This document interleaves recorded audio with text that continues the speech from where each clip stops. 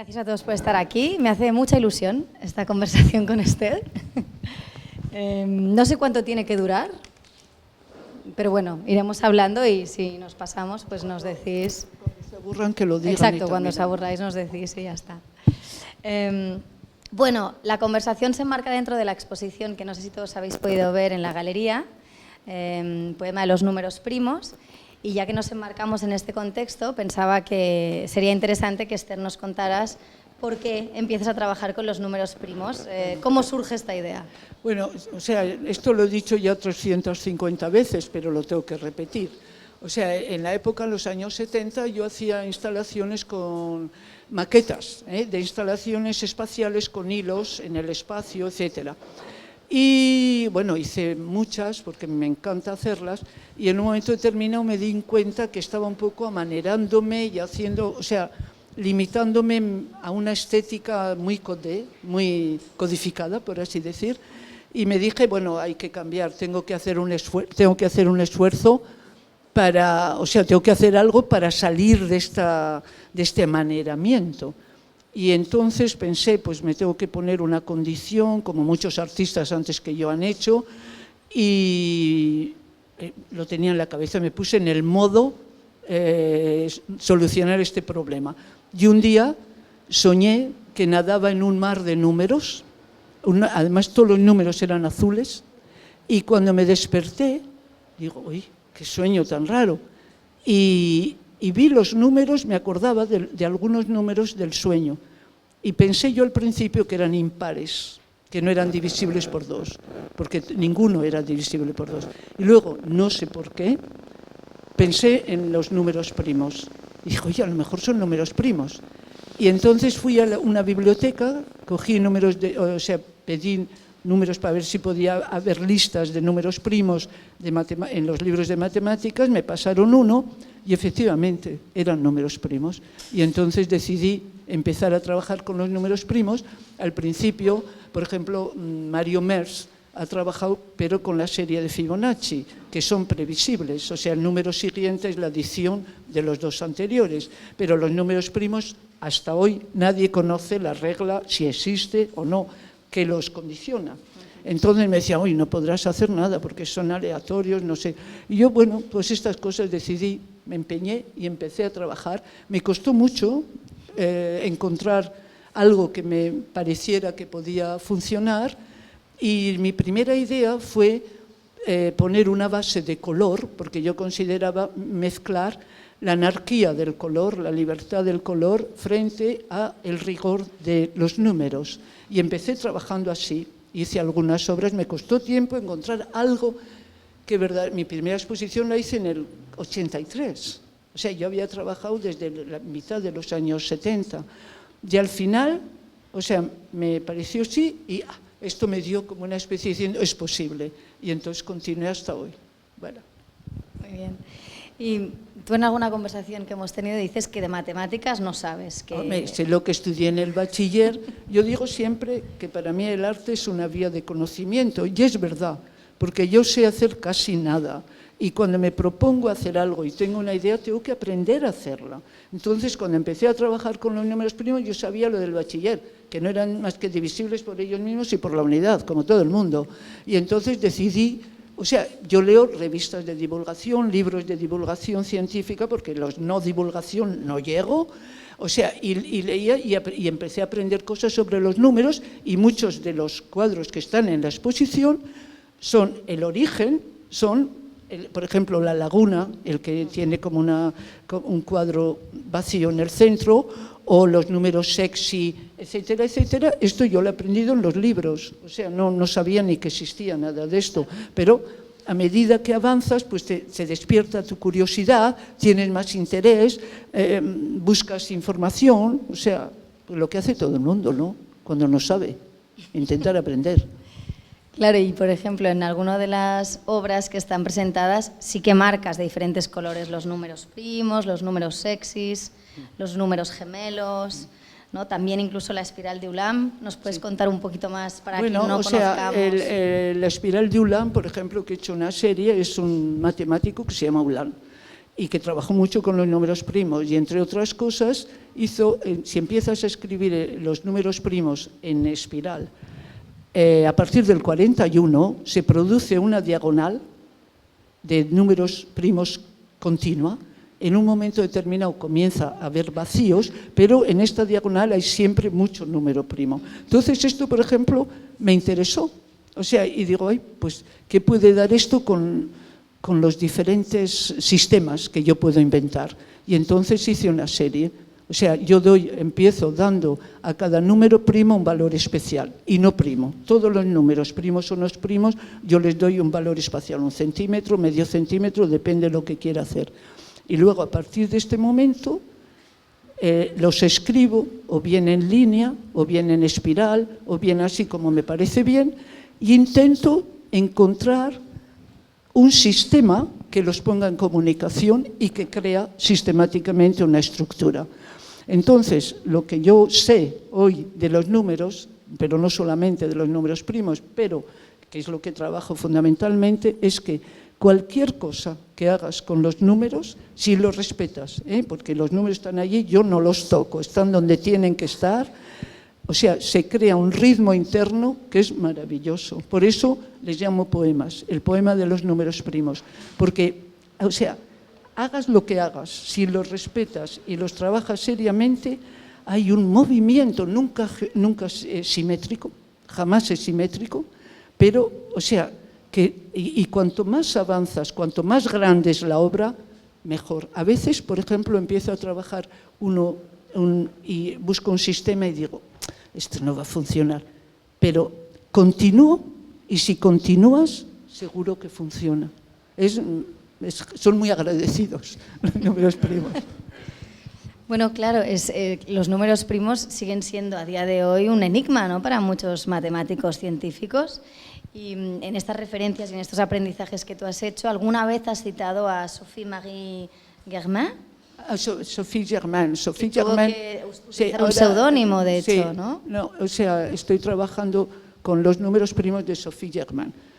Para los que no sepan, Sophie Germain fue una matemática de la época de la Revolución Francesa, autodidacta, porque no podían ir a la universidad las mujeres, pero ella consiguió inscribirse con un nombre de hombre. Pero no podía ir a la universidad, pero le mandaban, recibía la información. Y, o sea, cuando en un momento determinado, o sea, es uno de los raros que sabía que era una mujer, le puso en contacto con Gauss y los matemáticos de la época, con los que tuvo correspondencia, y el mismo Gauss, que tuvo correspondencia con ella durante mucho tiempo, cuando ella decidió decirle que era una mujer, le contestó con una carta maravillosa de forma, o sea, y le dieron el premio de la Academia Francesa, pero ella no pudo ir a recoger el premio porque las mujeres no podían entrar en la Academia. O sea, y murió muy joven, y luego cayó prácticamente en el olvido. En París hay un liceo que se llama Liceo Sophie Germain, y yo me he propuesto hacer una obra que a lo mejor funciona un suelo permanente con los números de Sophie Germain, y habrá una placa donde dirá quién es Sophie Germain, para que los que vayan a verlo, todo el mundo sepa quién es Sophie Germain. Tiene, estos días haciendo un poco de investigación, vi que tiene una cita maravillosa ella, que decía, no importa quién descubra la idea, sino hasta dónde la puedas llevar, ¿no? Bueno, y me parecía interesante encontrar una figura que finalmente tuvo que utilizar un seudónimo con unas características tuyas que tú has hecho. Hasta mayor. Empezó a los 7 años, su padre en la época era una familia burguesa y como era la revolución no le dejaban salir. Y empezó a ir su padre para distraerle, dijo, pues vete a la biblioteca. Y iba a la noche. O sea, pasaba el día en la biblioteca y a la noche se levantaba y iba a la biblioteca de su padre, hasta tal punto que le quitaron las velas para que no pudiera eso. O sea, tenía una obsesión completa con las matemáticas. Bueno, una mujer que siguió, ¿no? Y que podríamos decir feminista de alguna manera. Y como tú siempre has dicho, yo soy feminista porque soy persona, no pensaba que era también un interesante referente que utilizabas muy acorde con toda tu práctica. En uno de los poemas de los números primos, creo que el más antiguo que está en la galería, hay una frase en la esquina que dice así: en el firmamento de los números, los primos brillan como estrellas. Explícanos esta relación entre proyección cósmica, bueno, astros. tengo que decir que había olvidado completamente que había escrito eso. Y cuando alguien me lo ha dicho, digo, pero he dicho yo eso. Y me dice, si está escrito, ay. Pero yo creo que es que yo lo he leído en alguna parte, porque me parece demasiado, porque lo curioso es que esta obra, o sea, lo de los números primos para mí tiene que ver con el universo, y de esto si tenemos tiempo hablaremos, pero para mí es evidente. Y esta obra, o sea, yo pensé en esto y les puse un redondo brillante de plata, y el hilo con el que están trabajados es de plata, y luego está escrito eso. Yo, o sea, la frase, ahora digo, pero claro, sí la escribí, pero yo creo que no lo inventé yo esto, me parece demasiado poético. Yo creo que lo copié, lo leí en alguna parte, casi seguro. Y esto que has dicho ahora del universo, creo que sería interesante, esta relación que decías del universo, que para ti Sí, los números primos sí, es como siempre lo he pensado. Desde el principio proyección. lo he pensado que tiene algo que ver con la organización del universo. Bueno, antes que yo, mucho antes, la gente que sabía decía, los griegos ya, que el universo es matemático o no es. Y luego lo han repetido muchos, o sea que, quiero decirte, puede haber algo de verdad. Pero, por ejemplo, en la exposición habéis visto el de la laguna, uno que está en el centro y los números giran alrededor. Para mí esto, o sea, laguna llaman los matemáticos la distancia entre un número primo y otro, cuando hay muchos de distancia. Y para mí esta laguna, o sea, cuando empecé a trabajar con esta idea de la laguna, o sea, yo lo veo como un agujero negro, ¿verdad? Donde están los números girando, y ya sabes que en los agujeros negros lo que gira alrededor en un momento determinado, plaf, es absorbido por el túnel. Y para mí es esto un poco, ¿no? Esa es la representación de esto. Es completamente fantasioso, pero para mí es verdad. Cuando hablábamos por teléfono el otro día, yo te decía que viendo esta serie de los números primos, a mí sin querer me remitía, ¿no?, a la idea de ausencia y presencia, de alguna manera, ausencia y presencia. Y que me recordaba, o no sé por qué me vino a la cabeza, una película de Patricio Guzmán, que es un director chileno, que se llama Nostalgia de la Luz, que es una comparación, es una película bellísima, que compara cómo las mujeres que han perdido a seres queridos durante la dictadura de Pinochet en Chile buscan en el desierto de Atacama los huesos de sus desaparecidos. Y el desierto de Atacama es al mismo tiempo el lugar donde mejor se pueden ver las estrellas, ¿no?, y las galaxias. Y es un gran centro de astrónomos. Y le preguntaban al astrónomo cómo sería, ¿no?, para ti encontrar un hueso de una persona querida, y él decía, bueno, pues como encontrar una galaxia. Y un poco me recordaba esto que tú estás haciendo de los números primos. Claro, el tiempo que te pasas haciendo para cuanto mayor es el número, más distancia hay entre ellos, claro, debe ser como un descubrimiento. O sea, bueno, la laguna me la mandó un matemático, me mandó el primero de la laguna, en el que empezaba la laguna y en el que terminaba la laguna, que es un número que tiene 16 cifras, o sea que son millares de millares de millares.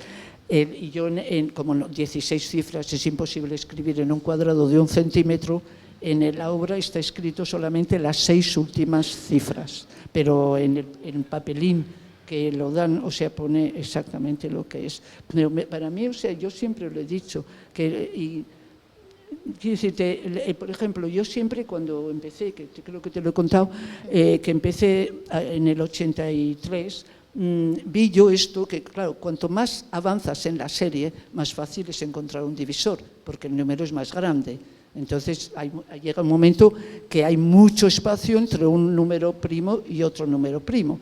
Pero yo enseguida, o sea, es como si la obra se expande, o sea, como si se expande, como las galaxias, como el espacio, ¿no? Y entonces decidí hacerlo visualmente, y por eso esta serie de 1 a 1000, otro dibujo de 1000 a 2000, hasta 5000 a 6000, y de 6000 pasé a 25 millones. Y entonces se ve claramente, o sea, que efectivamente hay, o sea, la estructura, guardando exactamente la misma estructura, como que respira, como que se abre, ¿no? O sea, como las galaxias. Y esto, o sea, y yo lo hice, o sea, porque quería demostrarme a mí misma que esto era así. Y luego, bueno, ya lo he contado también 1000 veces, un matemático me invitó a un simposio, no sé qué, de matemáticas y arte, y yo hablé de esta pieza, y al salir me dice, ¡ay, no sabía que habías trabajado con las lagunas! Digo, yo tampoco. O sea, y me dijo, sí, esto, y digo, bueno, pues muy bien. Y entonces el que me propuso enviarme una de las más grandes que se conocen, y me lo mandó los 2 números, y a partir de ello he hecho una serie. Porque hago series. ¿Por qué? Pues porque nunca sé cuál es el bueno. O sea, no sé elegir, digo, ay, esto es una buena idea, pero esto también, y esto también. Y cuando era más joven, muchos años me paralizaba esto. No sabía cuál hacer. Y un día decidí, pues las hago todas. O sea, si tengo tiempo, o sea, las hago sistemáticamente, y tengo un placer enorme de decir, bueno, he agotado todas las posibilidades de esta idea. A veces la idea es muy pequeñita y tiene pocas posibilidades, otras veces es más grande. Y Esther, en relación a tu trabajo más performativo, que esto ya lo hemos hablado, y que yo le veo una relación entre las piezas de íntimo y personal, o las piezas en las que vas contando, ¿no? Vas midiendo, le veo una relación estrecha, con cómo en algunas ocasiones de los números primos vas tachando o rellenando la línea entre ellos, o incluso hilando, ¿no? El gesto mismo, la performatividad que existe. ¿Tú tienes otra opinión? Bueno, lo de los hilos, en realidad, todo el mundo, que a mí me gusta mucho hacerlo, pero lo hice por una base práctica. Y es que a mí me tiemblan las manos. Cuando era joven también me temblotaba un poco. Entonces, hacer la línea recta, cuando hacía las maquetas, ¿verdad?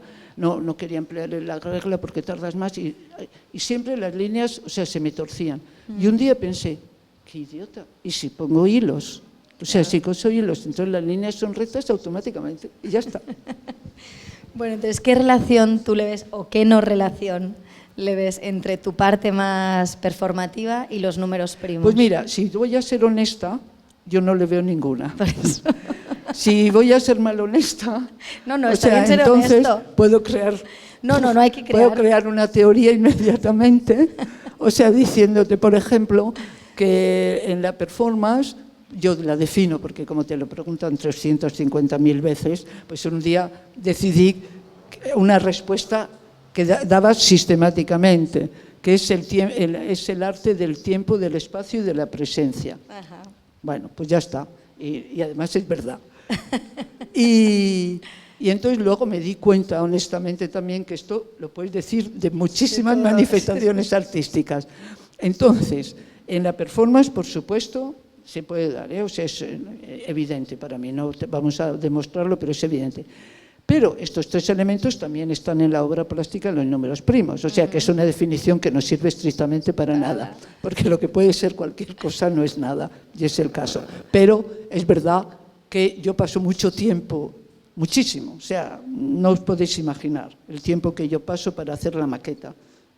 O sea, primeramente para pensarla, y luego para no cometer errores, porque yo lo hago todo a mano. No porque tenga nada contra el ordenador, por una cosa fundamental. Para mí el arte, lo más importante en mi trabajo es el proceso. O sea, es verdaderamente lo importante. El proceso, o sea, que pasas haciendo algo. Eso es verdaderamente importante. El lápiz, la mano, la pluma, el papel, la goma, o sea, es materia. O sea, yo necesito este contacto físico. Con el ordenador se podría hacer, pero mi relación con el ordenador no es absolutamente la misma.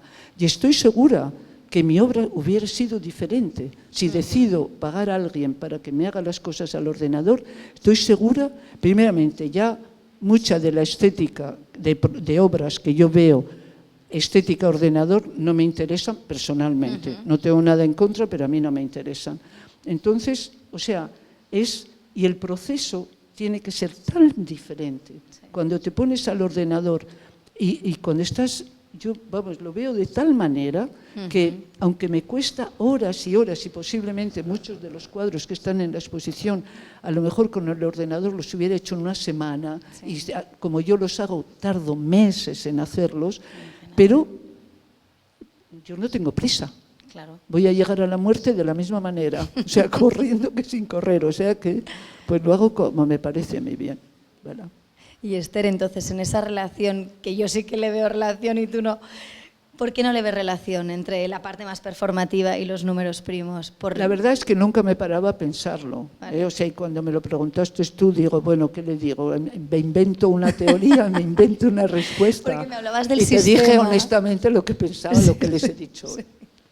Me dijiste también que, claro, uno es un sistema, sí. ¿no? Que... Bueno, eso es importante, quizá. Quiero decirte, en el número primo yo tengo absolutamente que respetar el sistema. Exacto. En la performance, la única obligación que yo tengo es hacerlo lo mejor que puedo, pero no tengo nada que respetar. Claro. O sea, eso es verdad.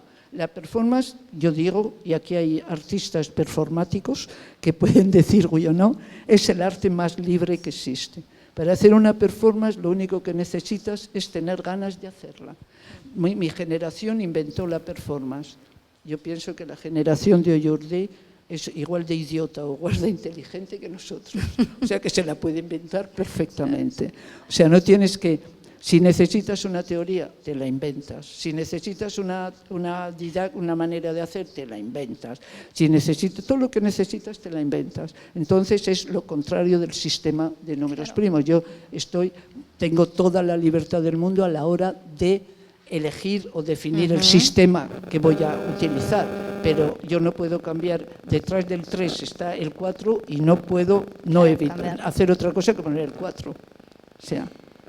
Y Esther, el otro día que escuchaba una entrevista que te hicieron para la exposición del Reina Sofía, bueno, en la que hablabas un poco de la muestra, decías exacto esto que acabas de decir, la definición de performance, y decías que una performance no excluye nada ni nada se limita, por lo tanto no hay error, ¿no? O sea, bueno, o sea, el error se abraza. Depende de la idea que tengas de performance. O sea, si mi idea es que desde el momento que yo hago una proposición performática, todo lo que pasa forma parte de la performance, para bien o para mal. Ya está. O sea, entonces es el momento que pasa, que estamos juntos haciendo algo, bien, mal o peor. O sea, la gente interviene, no interviene. Claro. Pero para mí esa es la idea de mi performance. O sea, ahora hay tantas ideas y tantas teorías como performer y como gente que ve la performance, o sea, millones, y me parece muy bien. ¿Comprendes? Porque la performance, un día alguien dijo, y está totalmente de acuerdo, no tiene domicilio fijo. O sea, nada. Y como el que no tiene domicilio fijo, pues hace lo que puede para subsistir. Total. Y la performance un día desaparecerá, como desaparecieron los dinosaurios y desaparecen tantas cosas. Hombre, esperemos se que no. Transformará. No desaparecerá, porque en el universo nada aparece y desaparece, solo se transforma. Y la performance se transformará en otra cosa. Y estará muy bien, o no, o se morirá de su belmor, que es que yo. Claro. No pasará nada. ¿Y qué pasa con el error en los números primos? Porque el error. Claro, el error de repente, ¿te has equivocado alguna vez haciéndolos? Montón, me equivoco continuamente. Sobre todo si lo haces además y por ejemplo, pero una cosa que no sé si te lo contaba alguien esta mañana en la exposición, por ejemplo, cuando trabajo con los números primos, estoy haciendo la maqueta y de repente digo, aquí hay un error. No sé por qué, pero me da la sensación, digo, aquí este número no tenía por qué estar aquí. Y digo, ¿pero por qué? No lo sé. Entonces empiezo desde el principio, a ver la maqueta desde el principio. Ya he escrito a lo mejor 1000 números, y le empiezo a contar. Y generalmente, en un porcentaje enorme, que esto no me lo he explicado yo nunca, tengo razón, había un error. Cuando intuyes que te has equivocado y efectivamente o sea, es así. Es raro cuando pienso que me he equivocado y a veces con mi asistente que me dice que no, Esther, que no te has equivocado. Digo, Olivier, yo tengo que, vamos a empezar. Y empezamos a contarlo otra vez, todo, y muchísimas veces hay un error. Fíjate o sea, tú. no sé por qué, es que, no sé. No me lo Y puedo ahora que explicar. decías de contar una y otra vez, claro, si pensamos en esta exposición, la exposición no deja de ser como un artefacto, una parada en el tiempo, pero la práctica es continuada. Claro, tu práctica de números primos te ha acompañado desde el 83, decías, No, desde a partir de mediados del 70. del 70 hasta hoy en día. Pero bueno, yo empecé la primera exposición, como te he dicho, la hice Sí, en en el el 83, 84. Sí, 83, Pero luego no he hecho una exposición de números primos hasta, o sea, primeramente yo no se los enseñaba a nadie porque sabía que a nadie le interesaba. Bueno, la gente, mis amigos y gente que venía a casa y que me veía trabajar, pero a nadie le interesaban. Y ahora de repente le interesan a todo el mundo, vas a ver. Claro, entonces, de alguna manera también está la idea del tiempo, que es algo Sí, que para ti ha sido, bueno, es muy... Pero bueno, si el tiempo no existe. O sea, cuando yo empecé existía, ahora resulta que no existe. Que no existe. O sea, el número 1, cuando yo empecé en las listas, el número 1 era un número primo. Ahora el número 1 no es un número primo.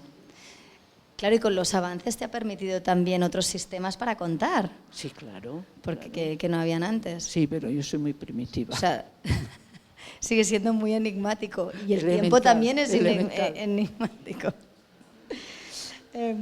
Yo cuando veo los poemas de los números primos hay también dos palabras que me vienen a la cabeza. Ritmo y obsesión. Bueno, pero eso es que es absolutamente... Ritmo y... Obsesión. Obsesión, ya te he dicho, son completamente obsesiones. O sea, yo cuando trabajo mucho tiempo con los números primos, tengo que pararme. Y lo he hecho siempre, ¿eh? Tengo que pararme porque es que no puedo pensar en otra cosa. Pero incluso cuando bajo de mi estudio, comiendo, cenando, bueno, fíjate, claro, pero luego me digo, pero si empecé a trabajar con ellos porque soñé con ellos. Claro. O sea, entonces es como una obsesión y me paro. A partir de un momento digo, Esther, aquí me paro, hago esto, tal, y luego me paro, hago otras cosas y al cabo de 6 meses o lo que sea empiezo a trabajar. Lo del ritmo es absolutamente cierto. O sea, cuando haces una estructura siempre tiene un ritmo interno, o sea, que viene de los números y es, o sea, como la poesía, ¿no? Que tiene algo que es indefinible, que no sabes por qué está ahí, pero está ahí. Pues con los números primos a mí me pasa lo mismo. Mi percepción, no digo que sea, pero mi percepción es esta. No sé por qué, pero, o sea, tienen nunca es simétrico, siempre. Y cuanto más grande es la pieza, más estructuras se crean. O sea, es maravilloso, verdaderamente. ¿Y has tenido en alguna ocasión, cuando tú acabas una pieza de números primos, utilizas la voz? O sea, ¿hay algún ritmo? ¿Los cuentas? No, yo no soy Opalka. O sea, Opalka me parece que me encanta, o sea, dicho sea de paso, y él grababa, o sea, contaba y grababa. No, yo no tengo. O sea, para mí es muy obsesivo. O sea, si encima tengo que contar, y en volver a altavoz, repetir. tengo que poner el magnetofón, no, me distraería. Fíjate, yo muchas veces trabajo con música y con los números primos la pongo y la tengo que quitar porque me distraen demasiado. O sea, la música me distrae demasiado y tengo que trabajar en silencio. Porque cualquier cosa que me distrae, o sea, puedo cometer errores y entonces quito la música. Súper. Hay una frase que alguna vez has dicho, pero relacionada 50 veces, porque me lo han preguntado 50 veces. Más relacionada a la performance, que es esta idea de estar estando. Sí, pero eso es del budismo zen. Sí. O sea, es estar estando. Y es verdad. O sea, yo digo cuando hago una acción, si estoy contenta yo, si la hago como yo creo que la tengo que hacer, o sea, es una situación un poco esquizofrénica, ¿no? O sea, de doblamiento de personalidad. De un lado me entero todo lo que pasa alrededor mío y de otro estoy donde estoy. O sea, estoy haciendo exactamente lo que tengo que hacer de la manera que lo tengo que hacer. No sé cómo decírtelo. O sea, yo digo, o sea, el budismo hay que estar estando. Bueno, pues yo en este momento intento, y cuando verdaderamente estoy contenta de cómo la he hecho, es que he estado estando. Imagínate. Ahora me doy cuenta de quién entra, sale, si dicen algo, si no dicen, todo esto lo veo y lo siento. Pero no llega, no traspasa, por así decir,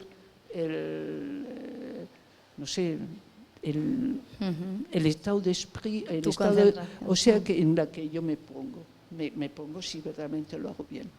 Genial.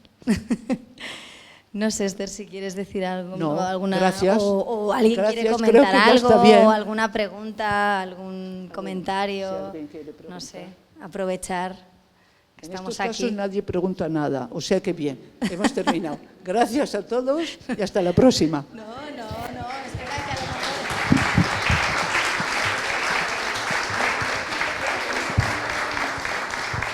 Hombre, a lo mejor necesitan tiempo. Nadie tiene ninguna pregunta, ¿no?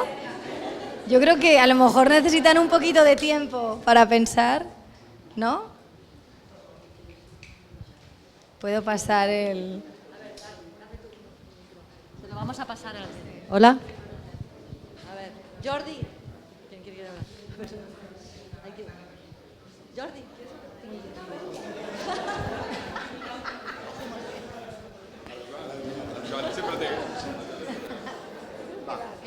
Pero, Esther, tú no quieres que te hagamos preguntas, ¿no? ¿O sí? ¿Quieres que te hagamos una pregunta? No, es que me han puesto el micro en la mano. No, va así. Va. No, pero mira, yo te voy a hacer una pregunta, te voy a hacer un comentario y después tú dices, entre los números primos, que son el sistema, y la acción, que es antisistema, hombre, está claro que es una fusión natural, o sea, se atraen enormemente, o sea, lo necesitas. Los extremos se juntan. Claro. Bueno, claro.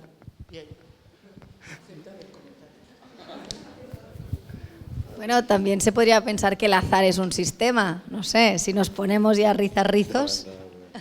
Un día tenía que hablar en un sitio sobre el tema era la Escuela de Altos Estudios Artísticos que creó Ponto-Sulten en París y invitaban a veces a un artista y cada año había un tema.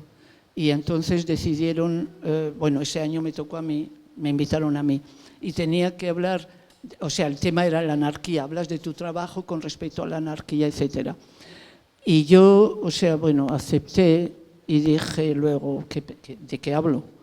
Y como el pensamiento anárquico es el que más me interesa, en principio, decidí, pues voy a hacer una conferencia sobre la anarquía y la performance, en qué se juntan y en qué se separan, en qué coinciden y en qué no coinciden. Claro, luego había que escribir el artículo y lo escribí.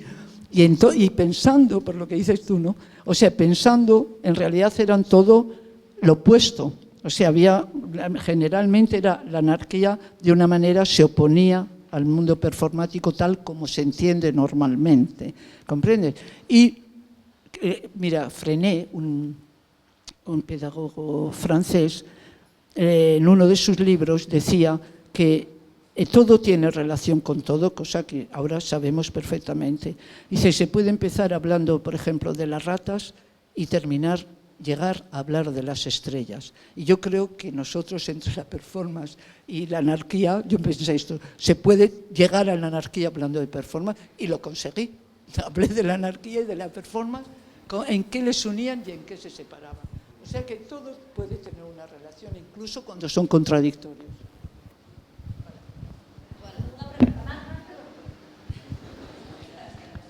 Esther, yo sí que tengo una pregunta.